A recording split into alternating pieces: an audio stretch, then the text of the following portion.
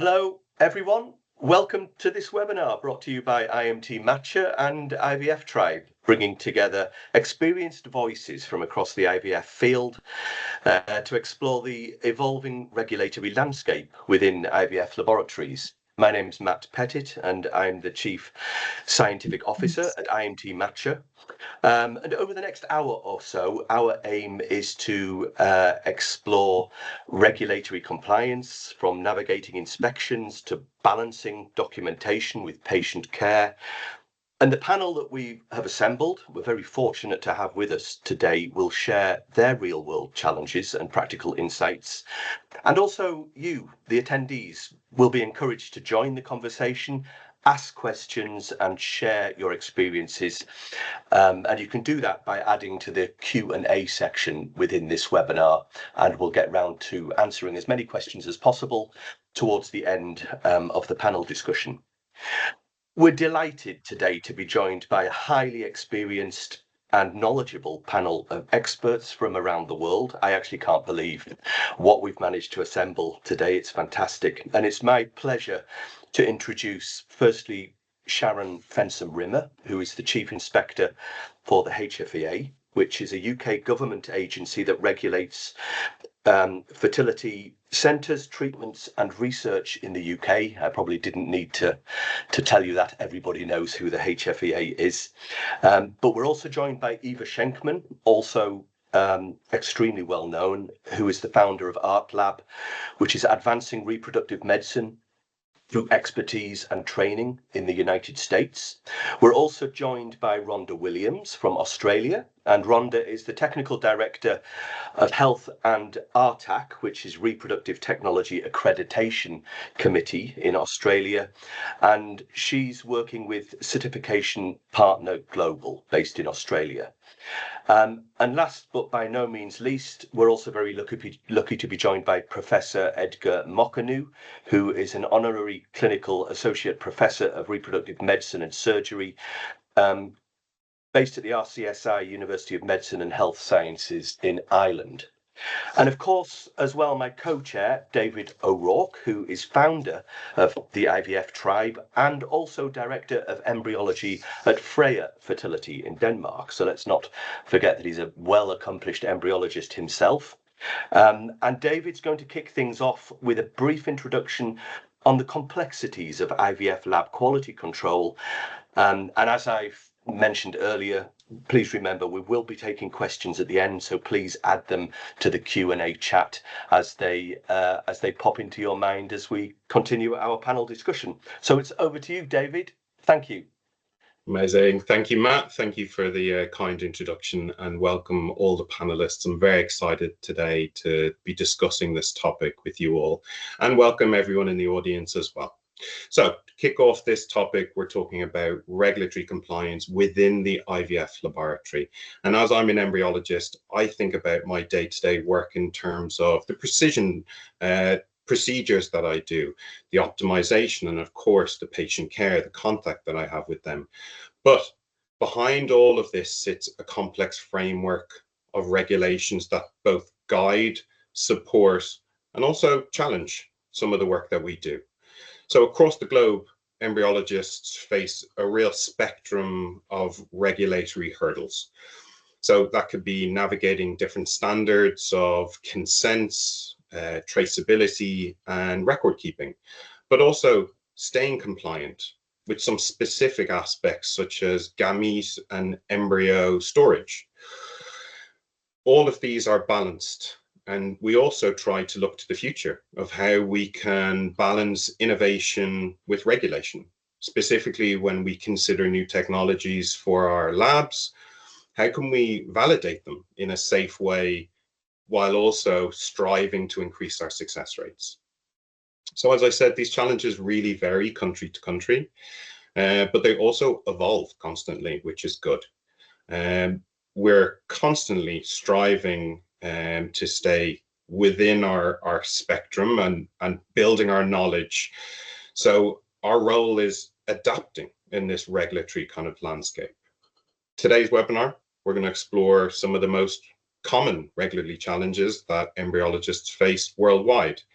hearing from this amazing expert panel about the complexities, their experiences, and hopefully this strengthens your own experience and your own practice. And to start off with, I'd like to bring in Eva. So Eva, you're based in the USA. My experience is the UK and now Denmark, which has a very different kind of regulatory presence, if we want to say that.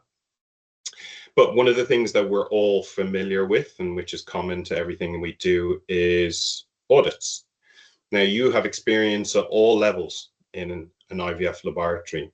So the first question, really, what I wanted to kind of kick things off with is, what are the audit challenges that you face, and how do you prepare your team for audits?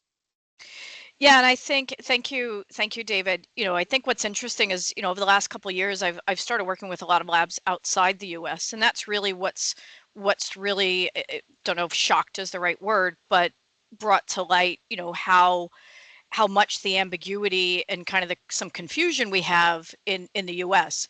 I'm not sure if everyone realizes, but we don't have federal oversight of embryology labs. In the U.S. we have kind of a patchwork framework.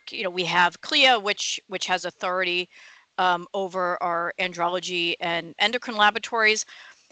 Embryology accreditation in the U.S. is not mandatory. Obviously, highly encouraged, and most labs do the right thing and do have accreditation, but we don't really know how many labs are not accredited.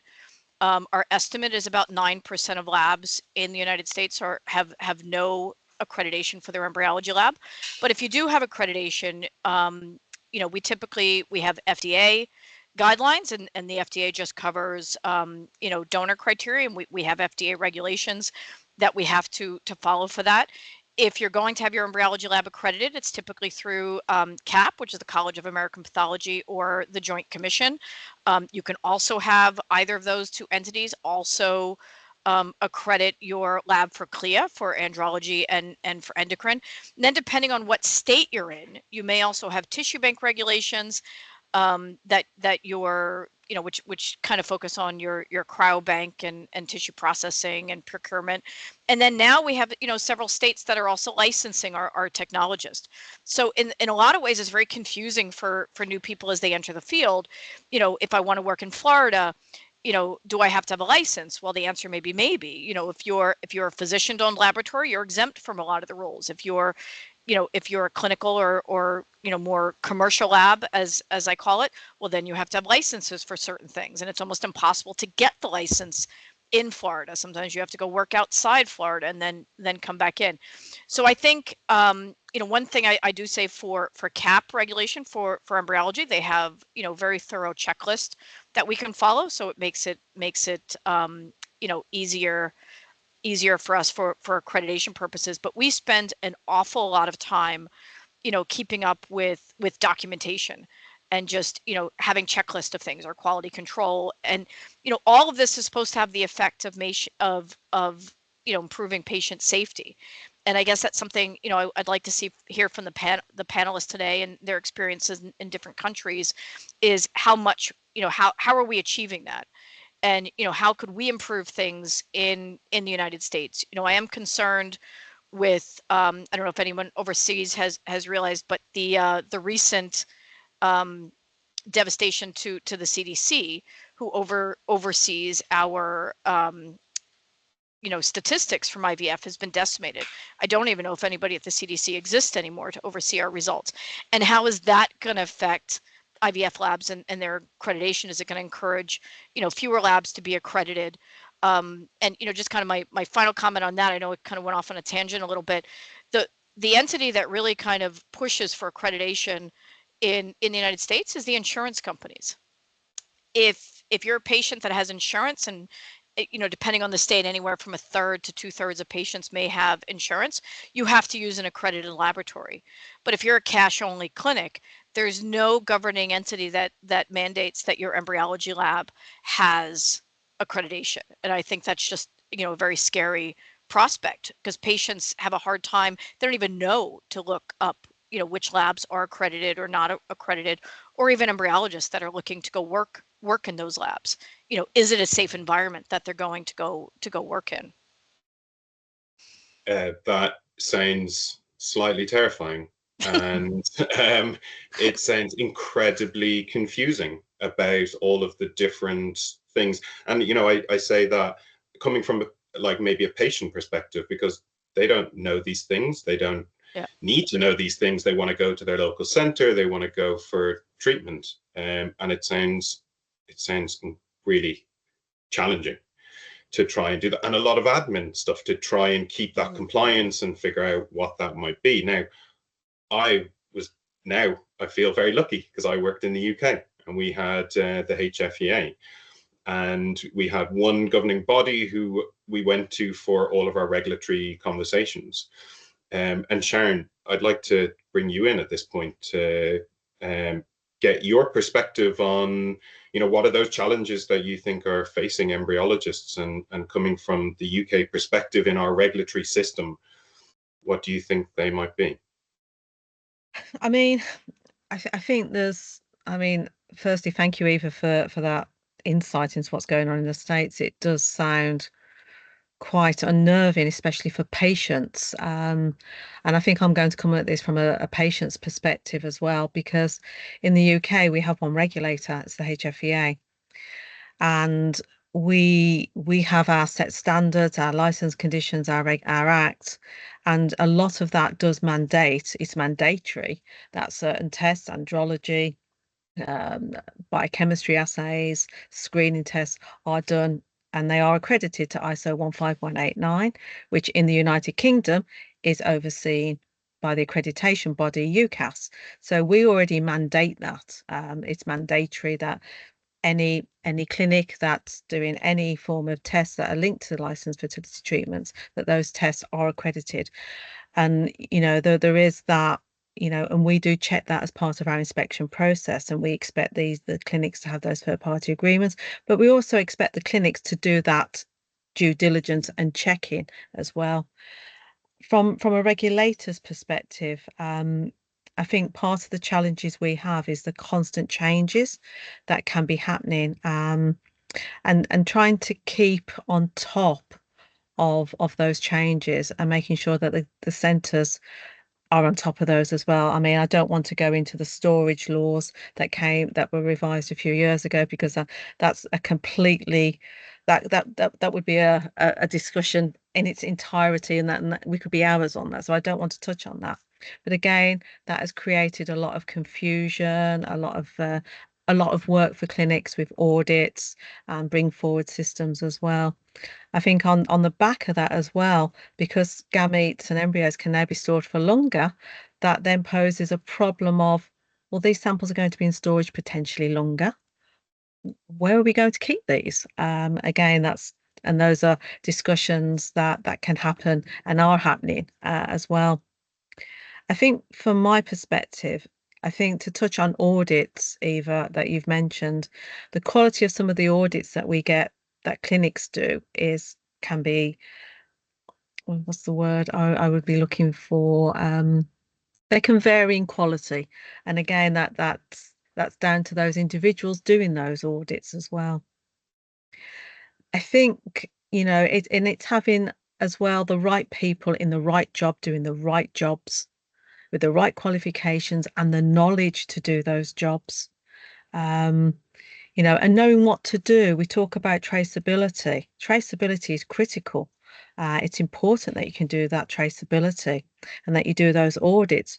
But equally so, when you get a field service notice that comes through with a recall action, or one that requires immediate containment actions, you should be able to go to your traceability system and say, that particular product, that particular lot number was implemented in use on this date, up until this date, and these patients were used. Do we need to look back on those samples, on those patients, and assess whether treatment or storage has been impacted, and what do we do about that? So again, it's having those robust processes in place to deal with those those eventualities that are currently happening. Those of us who are in the UK will know of some very, very, cases that have happened recently. And, you get the MHRA field service notice list that comes out from the government website once a week. There are multiple products that are being recalled or with actions on. So again, it's about those audits shouldn't just be, and those processes shouldn't just be there and just in case you get a HFEA inspection. Yeah. Quality is there for life. Quality is there. It's like you don't get a dog for Christmas. You don't just do your audits 6 weeks, 3 months before your HFEA inspection. You should be thinking these should be our bread and butter. This is what we should be doing all the time, because we never know when we may need to actually pull information off and act on it. Sharon, I have a question. I have a question for you, if you don't mind. No, I don't mind. No. And I do want to say, by far the vast majority of clinics, well over 90% of clinics in the US do follow, do deliver, do deliver very good patient care, follow the rules, follow all these disparate systems. But when you talk about your audits, can you talk about a little bit of mandatory reporting when there is an error? What happens under the HFEA? So if there's an embryo mix-up or embryos are damaged or destroyed, what mechanism is required in the UK for that? It's mandatory that they are reported as an incident. Okay, and reported to the HFEA, and they inspect. No, so the HFEA. So we have we are very lucky as a regulator. We have a dedicated clinical governance lead that deals with incidents across the UK. So we have a dedicated inbox that deals with incidents at the HFEA and clinics. It is mandatory, it's standard license condition that they report any incidents that are linked to licensed fertility treatments. The criteria of what constitutes an incident is very specific for fertility treatment, and then they get reported to the HFEA. We report them as either grade A, which is a very serious incident, a grade B, or a grade C. A grade A would necessitate an on-site visit, normally with the clinical governance lead and or myself, with follow-up actions, and they would generally and in most cases require a report to our license committee for consideration. A grade B, again, it depends on the type of incident a grade B is, and it depends whether a clinic has a specific cluster of grade Bs, all tending to look at a particular theme, in which case we may say this needs a visit. Or then again, a particular incident that may happen may not be graded as a grade A, but it is serious and it may require an on-site visit. And then, of course, we get the grade Cs, which are very low grade, and then we get the near misses. We always encourage clinics to report, even if they're not sure. It's far better to report than to not report. And inspectors do, on inspection, look at their internal incident logs, whether that's an NHS clinic or whether that's a private clinic, and they look at their internal incidents and they look and assess as to whether any of those are HFEA reportable. And then again, if they are HFEA reportable, then they are encouraged, use the word encourage, to report to the incident inbox, and then that would be cited in the inspection report as well. So it is within our act that they do report incidents to us, and we do act on them. We also issue a quarterly clinical governance report each quarter, and what that report also covers is the most recent top offending non-compliances on inspection, including recent themes on incidents and patient complaints as well. Question as well, please, Sharon. Are UK clinics expected to demonstrate that they have the ability or the capability to deal with a serious adverse event, even before it's happened. So in terms of implementing a test-driven approach, using your example, for example, like a product lot recall, there will inevitably have systems in place to be able to deal with that. But how are those systems being tested? And I'm saying that, so from our experience, for example, we're aware of some of the recent product lot recalls that have been issued by the MHRA, and as you said, some of those involved a lot of products involving a lot of lot numbers, and actually the manual-based, paper-based record systems that are commonly implemented across many fertility centres are simply not capable of coping with that, because of the need to be able to crunch the data, to be able to say, do we have that product on our shelf? If so, did it come into contact with a patient? If so, as part of what cycle? And if so, as part of what procedure? And do we need to contact those patients? If you've got one product lot, that's probably doable. If you've got 40 or 50, like we've seen recently, I would suggest that's almost impossible. So could we suggest that a test-driven approach to almost disaster recovery, or running through scenarios or drills, so in the event of a worst case scenario, can we literally test that your system's capable of coping? Is that it's a good an idea? it's a good thought, and it's a good idea. You would expect any licensed fertility clinic, any licensed clinic, to be able to do those traceability audits, do a dummy run, you know, pull a patient. If we pull patient X, can we check what products have been used on that patient? That's one way of doing it. I worked in laboratory medicine all my life. We would be frequently getting these field service notices, and we would know exactly what to do, because we'd have a well-oiled model on what to do and how many patients we'd need to recall, how many would need to retest. Is slightly different, but it's still dealing with a field service notice recall. Clinics do their, you know, we do look at traceability on inspection.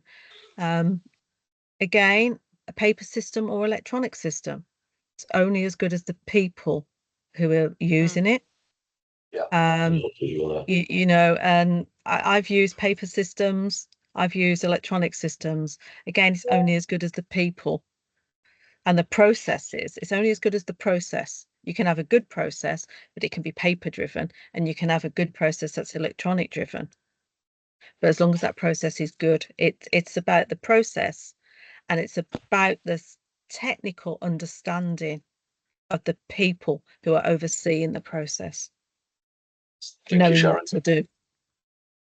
Thank you very much. And also how perhaps we can use benchmarking and best practice models from around the world to help to learn what are the best processes, what works best. And that probably segues well into our next question about how do regulations differ across countries or regions, and can we learn from others' systems? And I'd really like to bring Rhonda in at this point to talk about some of your experiences in Australia.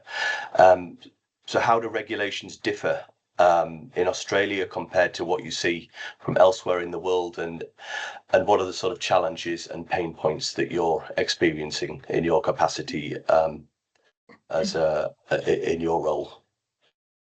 Thanks, Matt. Thanks for the introduction, and thank you, Eva and Sharon, for your talks too. Really interesting. I guess if I talk about the Australian perspective to start with, we have one overarching accreditation, which is our reproductive technology accreditation, which is mandatory for all clinics in Australia and New Zealand. However, overriding that to Commonwealth, lots of legislation, a different piece of legislation in each state in Australia, in 6 states in Australia, in 1 state and 1 territory, there is no legislation. So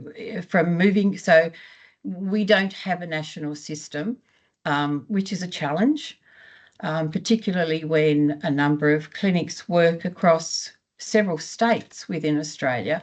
So their laboratories have got to comply with not only RTAC, but also the regulatory requirements of each state they work in. So it has a number of challenges, ensuring that people keep up to date within each state, and some people work across different states as well. That's the Australian perspective.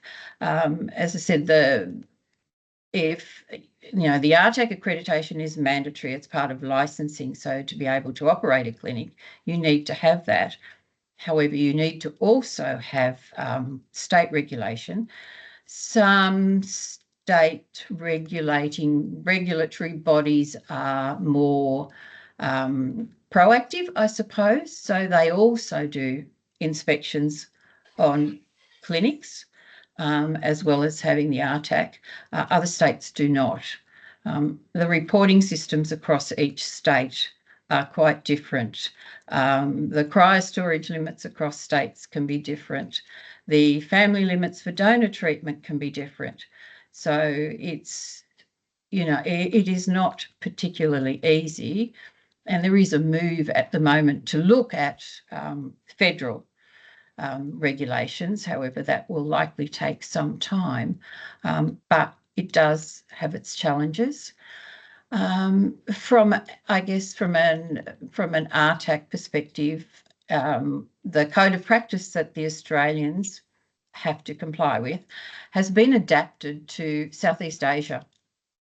So our code has been adapted to Southeast Asia, specifically in the first instance to Singapore, where it was made mandatory by the regulators there to have accreditation.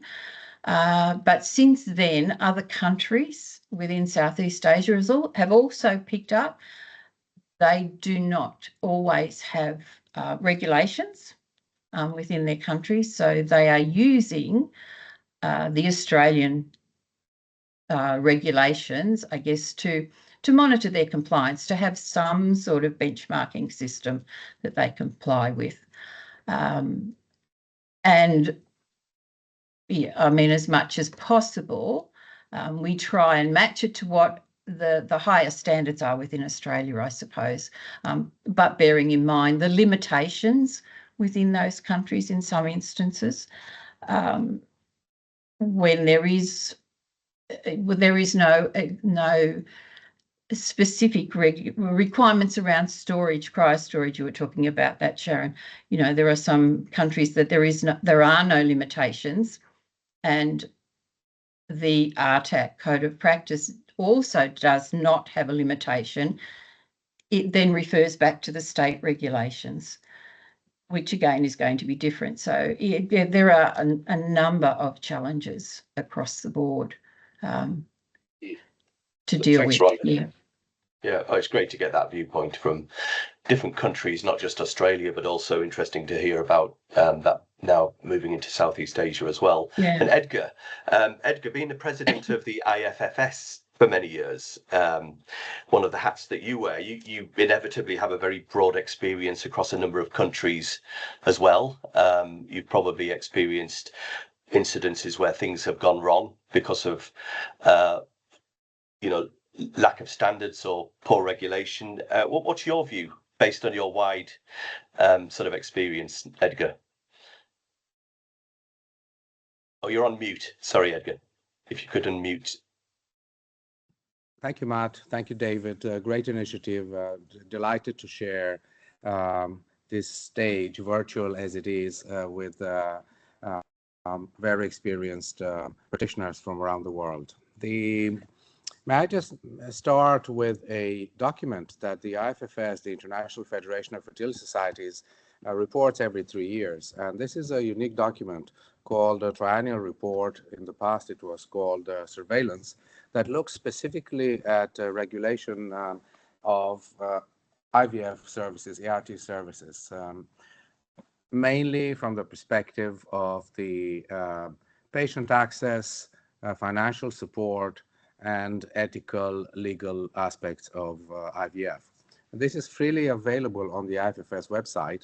And out of the many questions, one of them is specifically related to regulation and certification of practitioners. So in the 2024 survey, only 70% of countries confirm that they have regulation that exists in relation to ART. 30% of countries around the world have no regulation whatsoever. This is obviously, the world is a very complex place, and the regulation is dictated not by the professionals, but by the governing bodies. And I think, example UK, where the IVF commenced, they had the wisdom from the beginning to say, we would like to see how you look after these patients that undergo these therapies. And I think listening to Sharon, there's the dimension of also self-regulation. We are talking about how do we ensure that a unit can immediately identify patients that have been affected, let's say, by palm oil and culture media. By law in Europe, you have to have a quality system, and it's the duty of the quality manager and its team to ensure that these systems exist, and you can at any time say, Mrs. X has an adverse event. Can you tell me everything that happened to her from the moment she entered into the service till the moment when we noticed this? And that is self-regulation. This is showing to your team and showing to your patients that you have total control of your business. In my personal experience, the only way is a regular meeting where you discuss this all the time. Unless a service doesn't have unless a service has a regular monthly meeting where they discuss the A to Z of everything that happens in the service, you don't have a quality system. Because this is where you identify the problem. Of course, you have to report it to, in Ireland, the health product HPRA, but you have to report it, so then you have to do an internal analysis even way before anybody comes in to ask you what happened. So that's just a aside to the initial discussion, which I found very interesting. So in terms of regulation, there are many places that are regulated, but in my personal experience, there are many levels of delivery of care. There are maybe the international level services that can deliver superb care, and they have the mechanism built on knowledge and financial capability. Then there are the sort of middle ones that are aspiring to be very good services, and then there are just the startups that probably will have a long way to go. I think there's a place for all of them, but I think what we don't do is we don't educate our practitioners. It doesn't matter if they're scientists, if they're doctors, if they're nurses. We don't educate them enough of how important this job is and how they should behave and how they should progress and how they should continuously improve. I think this thing of, if you remember David Mortimer's concept of continuous improvement and total quality management in the laboratory, I think that needs to be a fundamental part of what we do. I totally agree. I think coming in from that training aspect is empowering people to be able to put the processes in place, build the structures, have the meeting, have the confidence to kind of go through these processes to know where they're within compliance. And I think it really starts with training.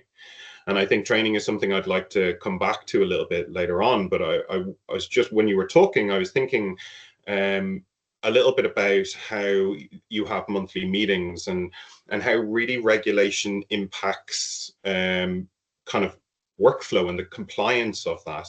And Eva, with your experience working in the lab, I'd like to kind of just bring you in again on this. And what's your kind of experience with compliance or the demands of compliance with, lab workflow, with introducing innovation, with I suppose focusing on patient care. And I suppose from my perspective, or from my experience, it kind of really comes as a double-edged sword, where on one hand it can slow the process down a little bit, where you've kind of got layers of checks and documents and audits. But then on the other hand, you create these structures, you create the processes, you ensure traceability. You create a high standard across your lab and labs within the vicinity, so you can be confident about traceability of potentially transporting embryos from center to center. And I suppose that has to kind of come into a daily routine and a culture within a clinic. And I was just kind of wondering, from your experience, what do you kind of get from those aspects? Yeah, David, I think I agree with you. I think one of the issues that I find, I think, where we can really improve on is, I don't think, accreditation should be encouraging, these innovative technologies to make us safer, right? And I find that, at least in the US, we're very slow at adopting a lot of these newer technologies, whether it's, there are some labs that still don't have EMRs, for example. They're still operating on paper charts. Time-lapse incubation, where, we're not walking back and forth with the embryos, or electronic witnessing. So I do find that, or I should say, I don't find that accreditation is necessarily encouraging the use of these, to a certain extent, or mandating, its use. I think from a training aspect too, we just had an interesting, issue at the beginning of this year, which I think hopefully is resolved. But, as a lot of our pioneers in IVF, came from animal science. I was fortunate at Cornell to learn with one of the pioneers of animal science, Dr. Robert Foote, who pioneered just, amazing work with livestock in the 1950s and 60s. We had, at the beginning of this year, with the new CLIA regulations, a lot of inspectors starting to say that animal science degrees were no longer deemed biological science degrees. And that kind of threw things into a bit of a tailspin, and basically telling us that wasn't going to work as kind of a base set of knowledge to work in a reproductive lab, which was just kind of crazy. So I think, part of that is knowledge and training, and how do we train embryologists, not just how to do the procedures, but why do we do these procedures, and then trying to encourage innovation and technology, and encouraging that from our embryologists, right? I think we're the best people to come up with what are going to be the best ways, whether it's automated dish prep, or improving the witnessing systems that are out there, improving the time-lapse systems that are out there, but also how to bridge all of these systems together with software, and not making it so cost prohibitive that none of us can afford it. So I think, yeah, it's really all interconnected. Everything from, how do we train them at university? How do we get programs in reproductive technology? I know in the UK, I think you guys definitely, I think, have more programs than we do here, in the United States. So yeah, we really need to come up with a way, and perhaps on an international level, how to encourage this and work together across borders, to improve, not only just from the beginning, to improve, education, consistent training, regulation, and standards that, move us into this next century. I find most of my labs are still using, Excel spreadsheets and paper charts. We haven't really changed much in the last 30 years. Yeah, it's interesting, Eva, that you talk about bridging those gaps, and I think as the landscape changes, particularly with regards to globalization, where there is a lot more movement of both patients and gametes and embryos across borders for a variety of reasons, and also with the introduction of other facilities like genetic testing, off-site storage, the more and more use of donor banks, for example, that's introducing more of these informational, physical and communication gaps that perhaps didn't exist even 10 years ago, where we're not just containing the risk to an individual fertility centre, but across a group of fertility centres, or across fertility centres who are also working in concert with other entities like donor banks and PGT labs. That's now put lots of additional layers of risk on top of what was there before, I think. So it would be quite interesting to hear the panel's view on that, whether there is a real urgency to update the systems or the regulations. And also, Matt, it just reminded me of as we are putting data in the cloud, protecting patient data. How many times have we seen a news story that a clinic's data was hacked? So with this technology and with this software, how do we protect, our clinics, and how do we protect our patients' private information, as well? And maybe to build on Matt's question, Edgar, with your international experience, I'd love to hear your perspective on looking at that regulatory landscape and see if it can come a little bit more aligned and how we can do it. Eva, you talked about, doing it from the ground up, starting with education. Edgar, what's your point of view on this?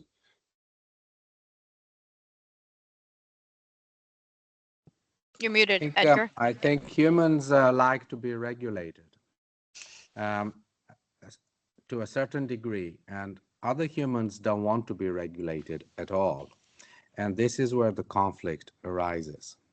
May I just be very controversial and say that if a Toyota production plant will give one car for every 50 car materials provided, it will close the next day. I think that we have to completely erase the whiteboard and go back and ask, what have we learned in 47 years of IVF, and how do we make it simpler, not more complicated? So for that reason, I don't believe that research that promotes new product is something that every IVF unit should do.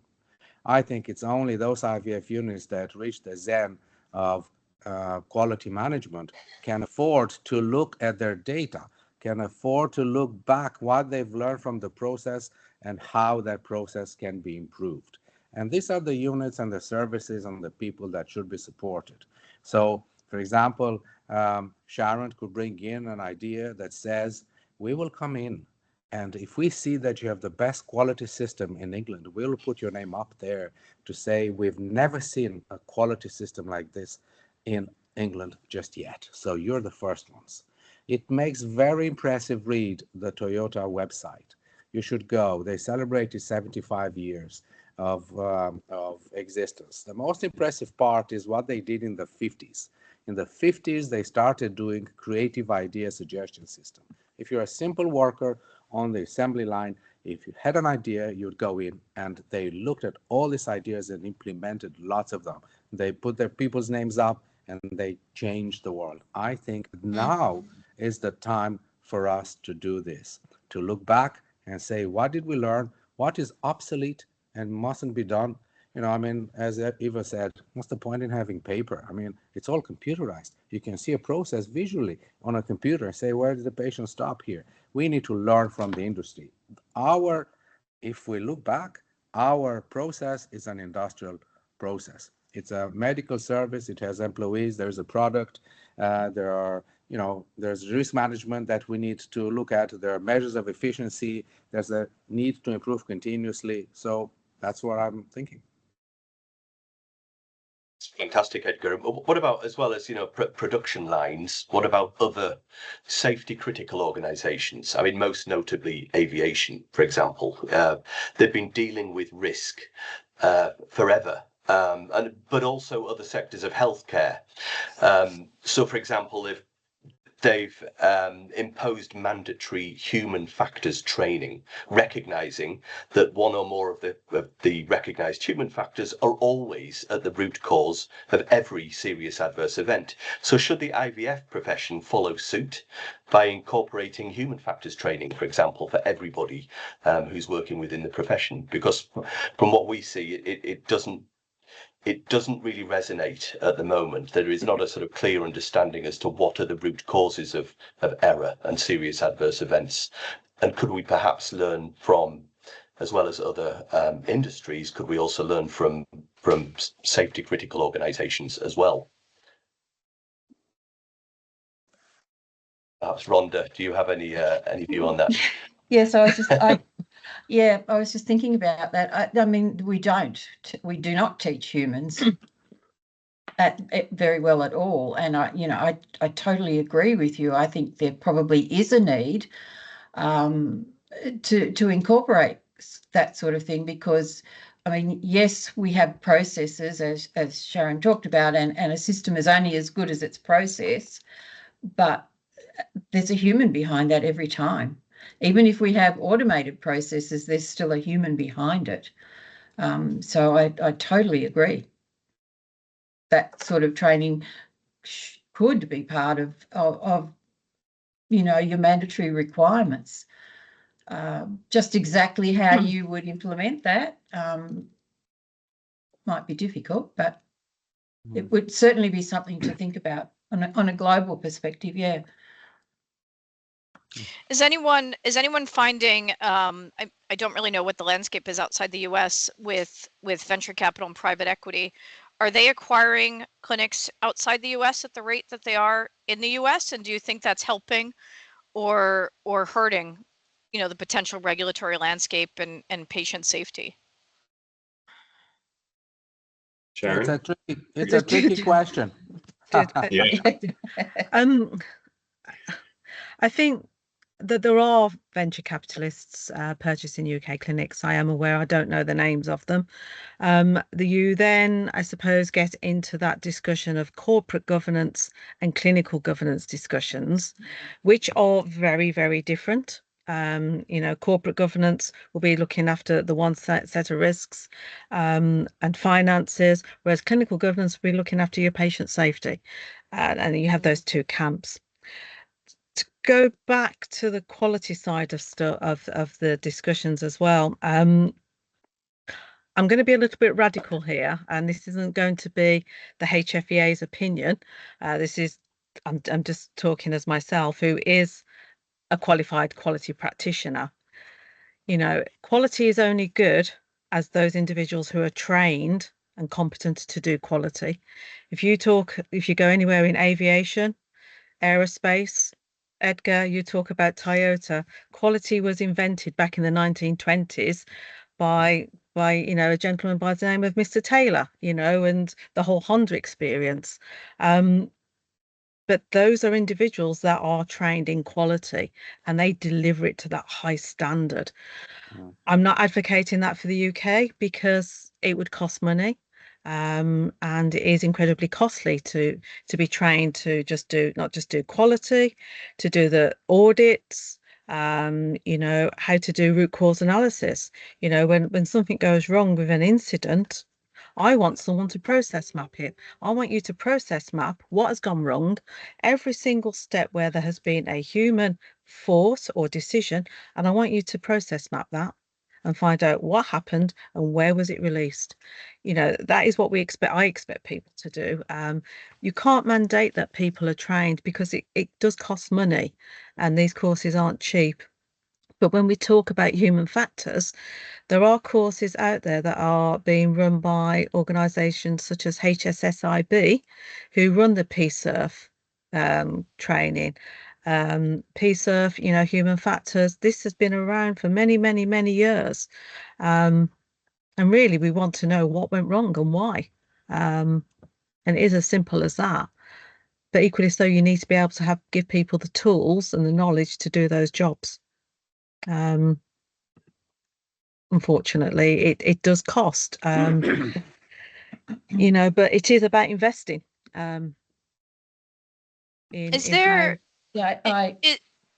Sharon, is there certification to become a quality manager in the UK, or is it a kind of on the job training? No, in the United Kingdom, we have the Chartered Quality Institute and the International Register of Certificated Auditors. You have IRCA CQI, they are the same organisation. And to be a chartered quality practitioner, you start off at different grades and there are qualifications and courses that you need to do in order to meet each grade. So you can start off as either a practitioner, associate or a practitioner, then you go to member grade and then you go to fellow grade. The same with IRCA, you have different levels of IRCA qualifications until you meet and register as a principal auditor. So there are different grades, and IRCA is by Royal Charter, so it is a you know, an organisation that is out there. These courses are available. They do, you know, you can join some webinars. They do Networking events, the best thing I ever did from a networking event is to go outside my box, to go outside my own network and to go into a different network, you know, colleagues, acquaintances in aerospace, aviation and the safety industry. How do you do your audits? How do you do your root cause analysis? I want to learn, you know, and it is about networking with lots of different people, which is actually a free, you know, there's no cost involved in these networking events, but you are networking with experienced quality practitioners who is their bread and butter. Yeah, I think the real common thread through the entire conversation that underpins it and is a real elephant in the room is training. How do we training? Yeah, how do we bring people to the level of competency in order to execute these things? Edgar, you wanted to say something. Just an observation. There's an alternative route. Instead of training, you could specify in the job description that you're looking for a person that has black belt, Six Sigma training, and they will be. Well, this is what we've done.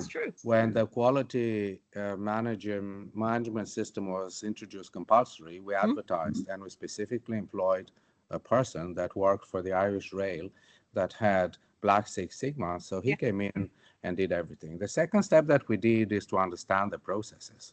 I would guess that if you do a questionnaire around the world to ask clinicians, embryologists, and nurses if they could fully describe the process in their department and what happens to the patient, you'll be surprised of the results of this. So value stream mapping is very important. We looked at, for example, I can't show you a slide, but I have a slide in front of my eyes that says IVF laboratory deployment diagram. And we did this study many years ago, presented at ASRM. And the two parameters were very simple. One was non-value added and the time, and value added and the time. And the ratio between the two of them, we had approximately 50-fold more non-value added time in the laboratory compared to value added time.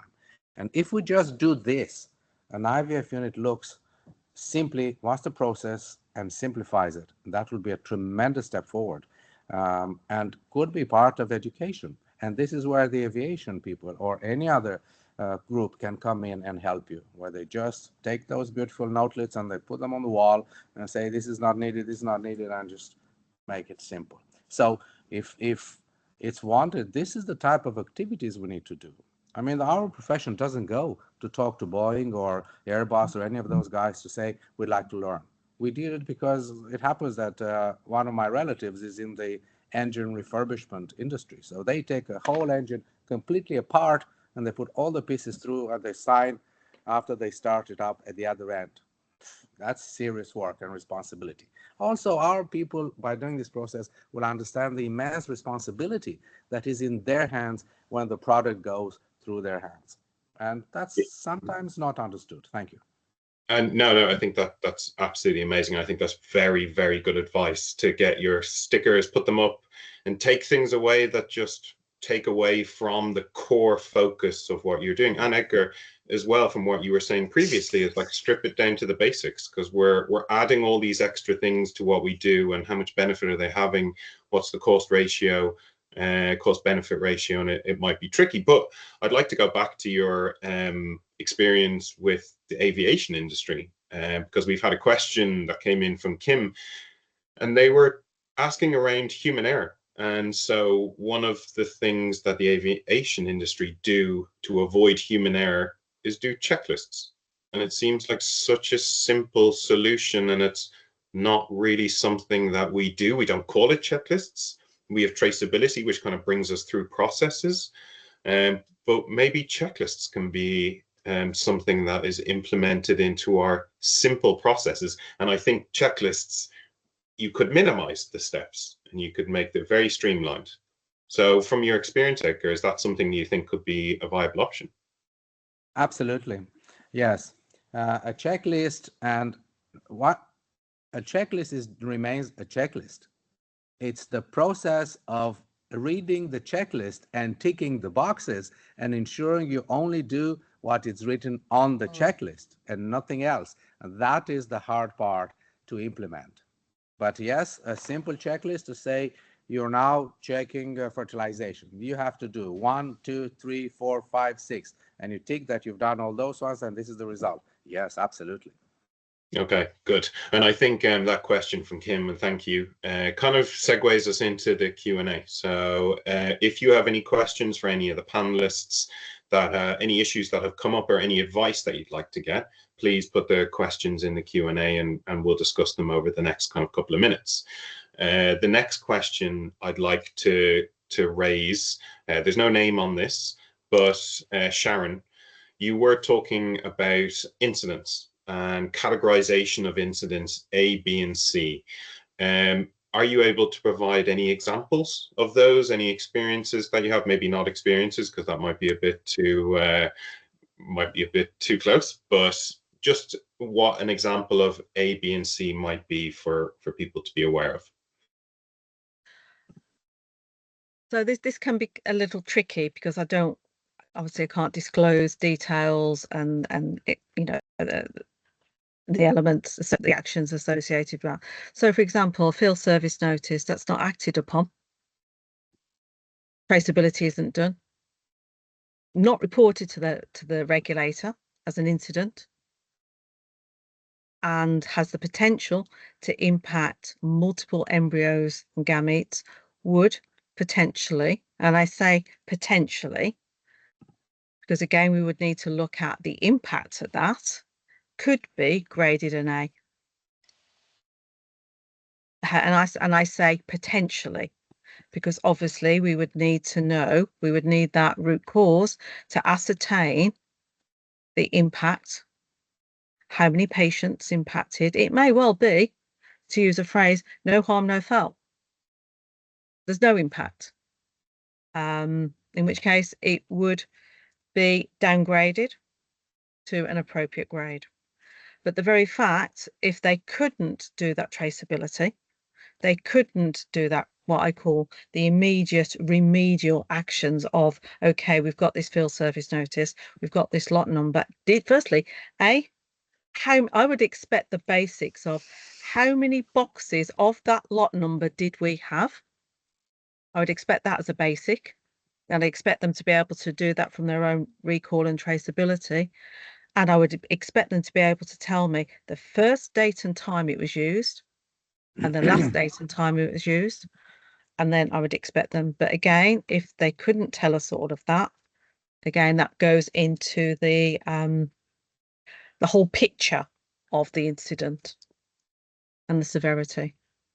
Okay, thank you. I think the examples really bring it to life, because it's, everybody that's watching are practitioners. They're working in their clinic, so they're able to kind of, really visualize that and understand it. So thank you, Sharon. I think that's an example that I think anyone working in a laboratory, I think, should be their bread and butter. They should be able to do that, whether that's a paper process or electronic process. It's only as good as your process. Yeah, and with the responsibility on these people, it's only more important, right? It's to taking that responsibility seriously and making sure that that process is in place. Yeah, and again, I say a potential. Again, it depends on impact. Perfect, thank you. Eva, I have one for you as well, if that's okay. And this Sure. is as a lab leader, as being responsible for many people, what kind of strategies are being used to make sure that your staff competency and safety in an IVF lab? Yeah, we have, we do have kind of follow the CLIA framework for that. When somebody first, starts their training, as a lot of embryology training is apprenticeship style. So we have, certain number of cases they have to observe, perform, and then we have different metrics, for what competency levels are. For the most part, we kind of follow the Vienna consensus or, any ASRM, best practice guidelines for that. And then they have to, ICSI, for example, you should have a minimum of, 70% fertilization rate. And then we monitor ongoing competencies, in each of those procedures, everything from, sperm recovery, all the way up through, no result for biopsy. So, it's a lot of work to keep track of all those metrics. And I've been working on some projects with, with some of the, with one of the EMRs in particular, trying to automate, using some business intelligence software, because that's really a very time consuming process that a lot of us are doing, still Excel spreadsheets and having to analyze all that data. And it doesn't do a lot of good if you find out, 4 or 6 weeks after the fact that you had a problem, especially if it's a subtle problem. Obviously if something kills all of your embryos, you're going to see that pretty quickly. But if you have a drop kind of in blast conversion rates, that's a bit more subtle. I think we really need to look at ways of leveraging software and software that already exists to be able to integrate with our systems already, that not only have to run reports, but that run the reports automatically and let us know when there's a problem. So it's if I'm on holiday or if I'm away from the clinic or just been very busy, I can wake up in the morning and see an alert. Hey, your blast conversion rate, or this person's ICSI rate is starting to slip, or this lot number of oil seems to be affecting embryo culture. I don't think any system is fully 100% there, but I think there are some that are working on that, and they're very close to being very, very useful for the laboratories. But I like Edgar's comment that, and it's interesting. So instead of trying to navigate in the realm in which we are, go back to the beginning and try to rethink it completely outside the box. And how could we make a better mousetrap? And maybe it's completely different, but also keeping it simple. Automation and making it more complex, I don't think is the answer. I think it's going back to keeping things simple, and that kind of quiet embryo hypothesis, and just maximizing efficiency, but also minimizing handling, and it's just so many different factors that go into it. But I did have one follow-up question to what Sharon said before, and I'm just interested, is Sharon, when you have all of these errors or whatever that are reported, does a patient have the ability to look up a clinic safety report card? No. We publish our quarterly clinical governance report, and we also do an annual state of the sector report. And then clinics after inspection are either given a 4-year license, a 3-year license, 2-year license, or a 1-year license based on our compliance and enforcement assessment. So based on a 4-year license, you would expect a clinic to have ticked all the boxes, so to speak. Okay. A 3-year license, 2-year license, and on our Choose a Fertility Clinic website, they are given a star rating. We wouldn't share clinics' incidents with a patient. Now, if an incident has happened, because we're the regulator, we wouldn't be sharing specific incidents with patients. Now, if an incident has occurred in a clinic that has had an impact to a patient, we would expect, in the UK, we have duty of candour. We would expect duty of candour, and we expect the patient to be notified as well, and to talk through what has happened with the incident. Now, some clinics with best practice may want to share their internal incident report that they share with the HFEA, that they submit to the HFEA. Obviously, bearing in mind, it needs to be patient friendly. It needs to be used in language that a patient understands, because some language that we may use in an incident report may be quite upsetting to a patient. And fertility is also a very emotive subject, and many of these patients may have had multiple cycles of fertility, and if something has gone wrong, they will want to know what's gone wrong. So we expect a duty of candour with clinics, the clinics to talk to patients when something has gone wrong that has impacted or potentially impacted their licensed treatment. But we would not be sharing that with them. Now, sometimes these incidents, the patients may come to us as a complaint. Again, another side of the story, they will come to us as a complaint about treatment they've had at the clinic, and they would be asking us to share the incident report with them. We would not be sharing that. We would encourage the clinic to share it with the patient. Is there any Be sort open of and trust. is there any sort of star system where if a clinic has had no incidents that, you know, they get 5 stars or 4 stars? Like, can you It see the doesn't level? work. Doesn't Doesn't work work. that way? No, Okay. no, because if a clinic, so from when you look at this from a safety perspective, the more incident, it is far better for clinics to report multiple incidents or near misses, because they're the you know, the iceberg. They're the ones that are telling you a story that you need to be looking at from a incident patient safety perspective.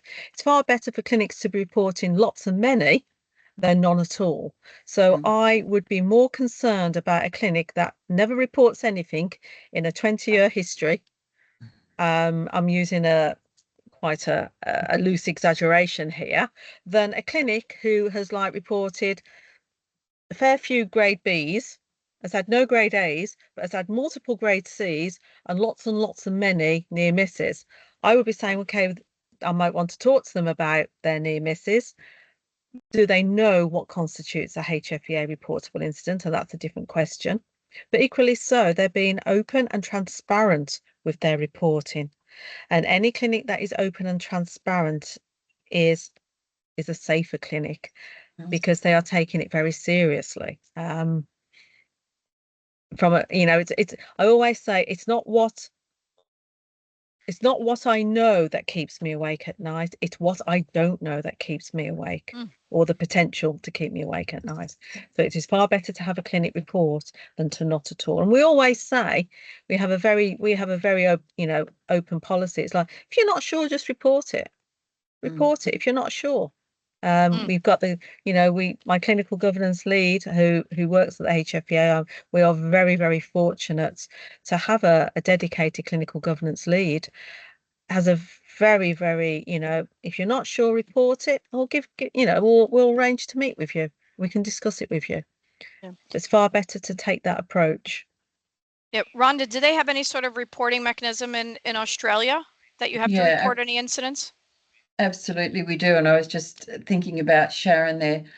Yes, we do have a mandatory reporting system. We have a guideline on what needs to be reported, that must be reported to our accreditation body, which is RTAC. In some states, they need to report as well, which is mandatory. From a clinical perspective, that's quite distinct what we need to report. Where we struggle somewhat in Australia to come to agree upon is what constitutes, from a laboratory perspective, obviously the significant events need to be reported, but what constitutes a laboratory event? Do you know what I mean? Something that is just one-off, that just occurs. And certainly part of our compliance requirements are open disclosure, or in some states, duty of candour with the patients. Absolutely, that is mandatory. And if we were to see that wasn't happening, there would be a non-conformance raised and the clinic would have to do something about it. But I think there needs to be some review, and whether that comes from, you know, learning from the HFEA or places where it's probably a little more robust than it is in Australia.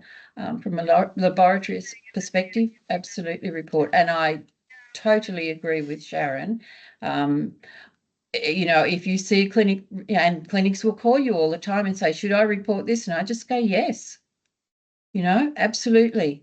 Yeah, but you go places and you see they don't have anything happen, and yes, I do agree. Yeah, things happen all the time. They may not be significant, but they happen. I don't know. We should have an open forum of talking about it and all learn from it. That's what it's all about. I don't know if you guys would have trouble sleeping, but in the US, we kind of look at the number of lawsuits that have been filed to kind of gauge how many potentially, you know, how many incidents, you know, we have and how safe we're doing. Yeah. But then we have now new networks that are having patients sign arbitration agreements where they're not even allowed to bring lawsuits, and you know, they have to settle any claims with an arbiter. So yeah, that coupled with 9% of our clinics are probably not accredited at all. is where I'm troubled. As I said, I think more than 90% of the clinics in the U.S. Do a very good, do a good job. We make internal reports that our inspectors can review when we have our inspections, but it does trouble me that we don't have an ongoing mechanism like you guys do to report our either our mid-level or major incidents on an ongoing fashion, so that somebody can, a different set of governing eyes can take a look at our quality management systems.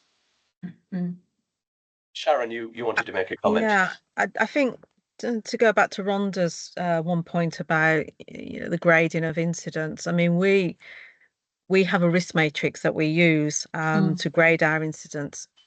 So we have that to kind of support the consistency of the gradings, and it's very specific with grade A, grade B, grade C.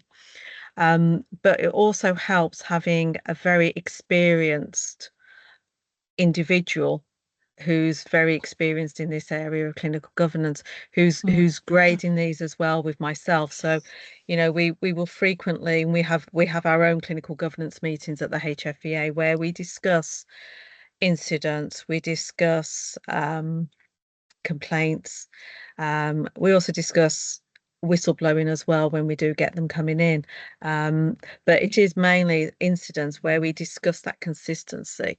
So having that consistent approach to grading does drive that.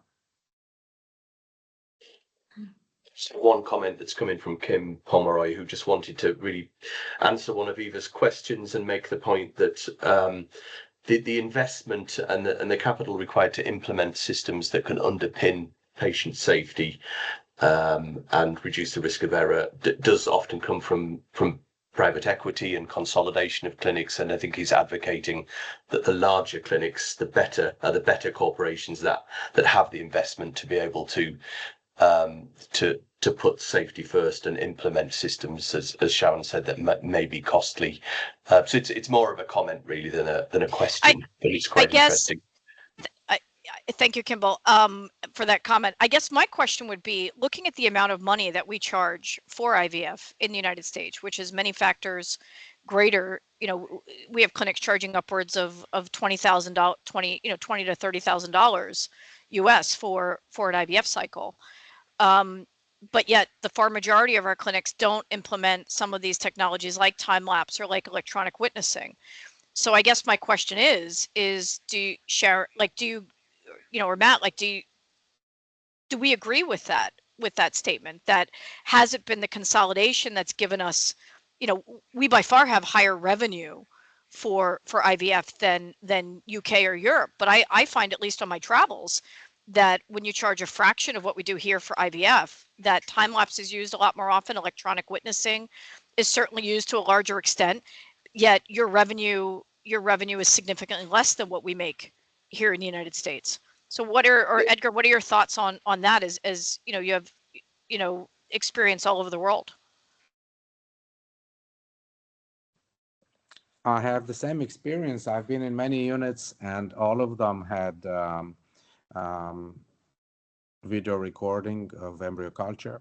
In China, they had their own systems that they were using. They developed new machinery. But I do believe that the desire to improve your process is what makes you take equipment like this.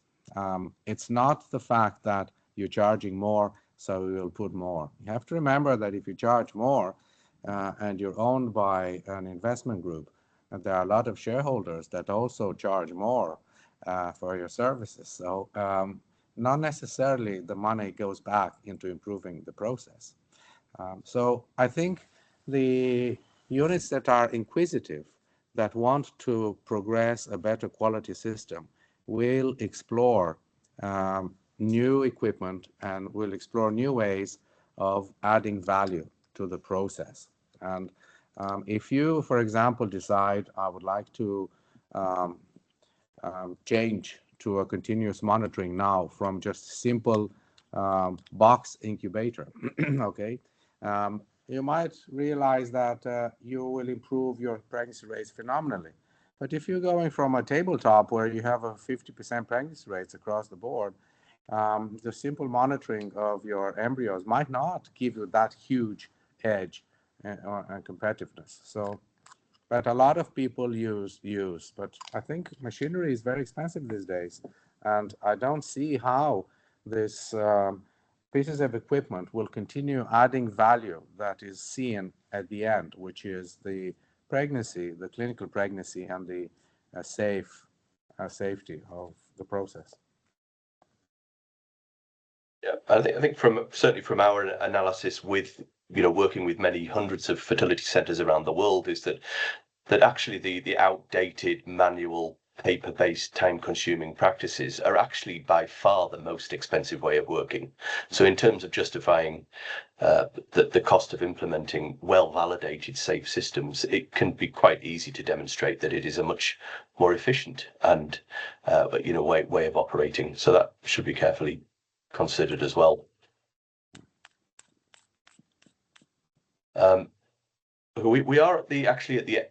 We are at time. It would be fantastic to continue the discussion going. I think it's been extremely insightful and very useful to everybody, I think. And thank you very much indeed to our panelists, Eva, Rhonda, Edgar and Sharon.